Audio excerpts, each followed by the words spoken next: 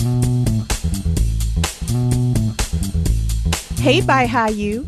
Welcome to episode 157 of Build Your House Yourself University. I'm your host and fellow student, Michelle Nelson, and together we'll learn the basics of home design and construction and demystify the building process so we can communicate more effectively and build quality dream homes with or without a general contractor. Well, we've made some progress. We finally got our foundation and structural plan from the engineer, and our building permit has been approved. Hallelujah! About a week after I had a firm, direct conversation with our structural engineer, he emailed me the completed structural plan for our house. Now, I wasn't rude or disrespectful when I talked to him.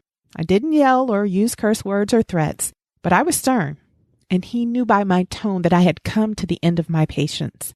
I reminded him that he had failed to meet several deadlines that he himself had set for this project. I told him that he alone was the holdup for us being able to apply for our building permit.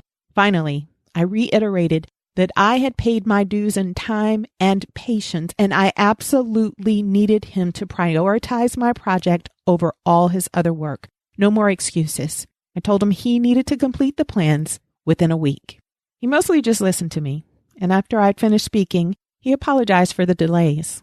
He said that designing our structural plan ended up being more complicated than he initially thought it would be, so it was taking him extra time. But he assured me that he and his assistant would work on my plans exclusively until it was complete. And this time, he kept his word. About a week after we talked, I had my structural plans. The structural plans included the plan for the foundation and the specifications for the continuous load path.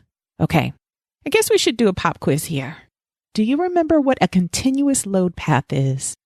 We talked about a continuous load path in several episodes, including episode 20 called Test Your Home Building Knowledge with This Semester Exam. Well, a continuous load path is one of the concepts that I had never heard of before starting this podcast, but something I decided early on I wanted for my house. A continuous load path is a method of construction that uses a system of connectors, fasteners, bolts, and screws to connect the structural frame of the house all together.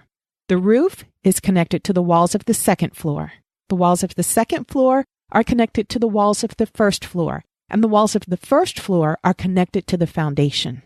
Because a continuous load path ties the house all together from roof to foundation, the house is more likely to stay together when ground forces like earthquakes or high winds try to pull the house apart.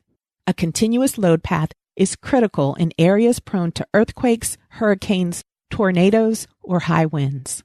Okay, so back to the update. So I finally got the structural plan from the structural engineer and put it together with the house plan from the architect and the plot plan from the civil engineer. The civil engineer surveyed and staked the property several months ago. Remember, the survey shows the boundaries or property lines of the land. When surveyors stake a house, they put short, brightly colored posts in the ground. The stakes, or posts, indicate the outside perimeter of the house and the exact positioning of the house on the lot. With all that information, the civil engineer creates a plot plan. Plot, spelled P-L-O-T. The plot plan is also called a site plan.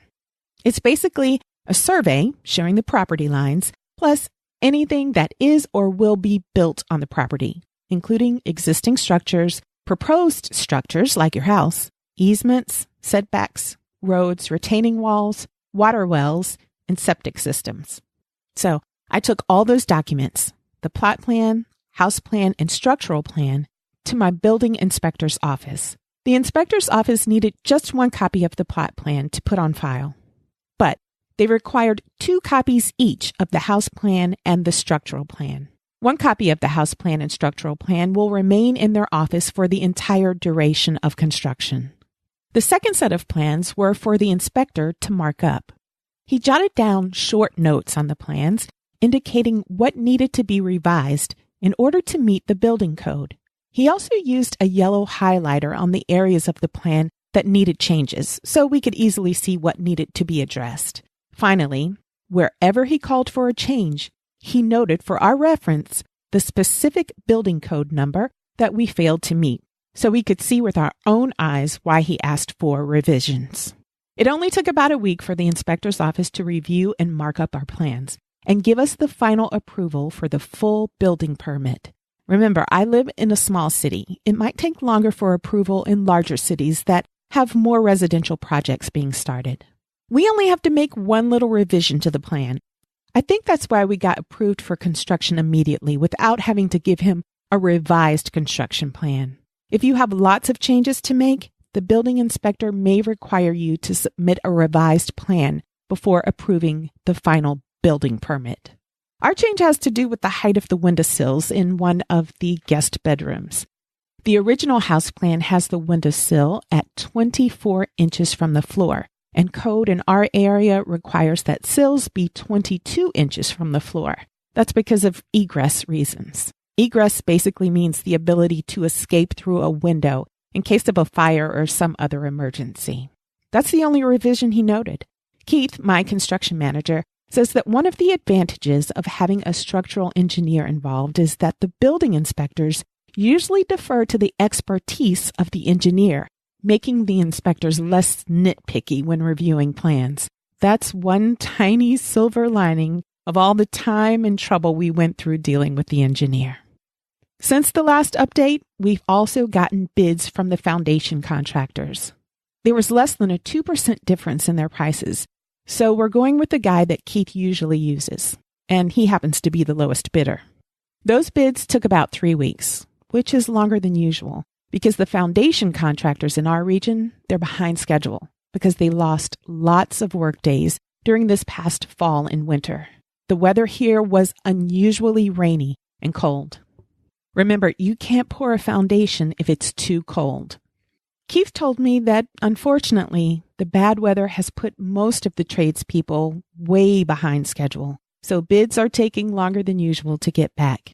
That may also cause us to have to wait a few extra weeks for them to start on our project because they have to finish up what they couldn't finish over the winter months.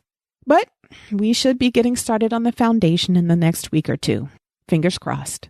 So that's where we are. Before we go, I want to thank Wood 106 from the US and an Australian listener, Nadia 8, for giving the podcast such wonderful reviews.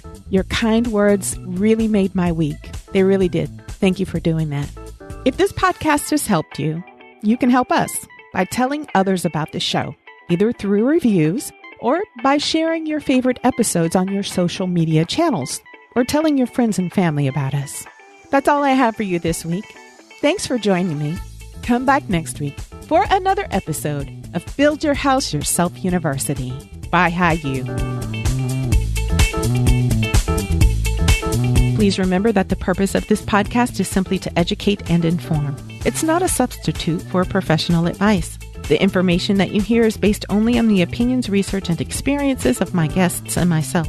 That information might be incomplete, it's subject to change, and it may not apply to your project. In addition, building codes and requirements vary from region to region, so always consult a professional about specific recommendations for your home.